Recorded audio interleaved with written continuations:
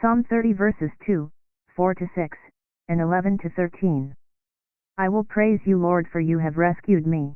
I will extol you, O Lord, for you drew me clear and did not let my enemies rejoice over me. O Lord, you brought me up from the nether world, you preserved me from among those going down into the pit. Sing praise to the Lord, you his faithful ones, and give thanks to his holy name. For his anger lasts but a moment, a lifetime, his good will. At nightfall, weeping enters in, but with the dawn, rejoicing.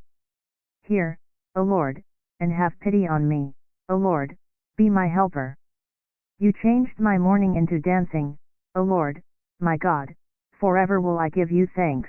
We generally like to think of things in either ups and downs, positives or negatives. Sometimes we are down in the dumps or depression, at other times we are up in the clouds of joy, or general happiness. Perhaps that is why people consider heaven to be above and hell below. In verse 2 we hear David tell his listeners that he is in a state of sadness or depression, we are not told why. In verse 3, he asked for God's help to resolve his issue of concern and God rewarded him with a resolution.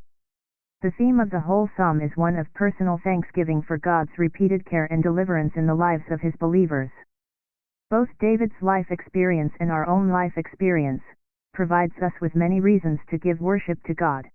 How many times has God provided you with a healing, and you attributed it to your physician? But it is God who is the greatest physician, who provided the earthly physician with the knowledge, understanding, and skills to bring about your healing. As a French surgeon once said, I dressed the wounds, but God healed them. Have you said a prayer of thanksgiving for your physician?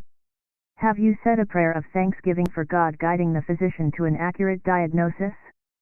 Have you said a prayer of thanksgiving to God that both you and your body were allowed to respond positively to the treatment? We often forget to say a prayer of thanksgiving.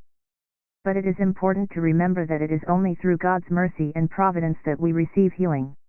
God blesses us each day, and we don't often thank Him for His grace and mercy. Grace and mercy are not the same.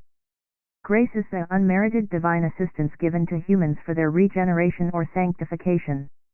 Mercy is compassion or forbearance, refraining from enforcement, shown especially to an offender or to one subject to God's power.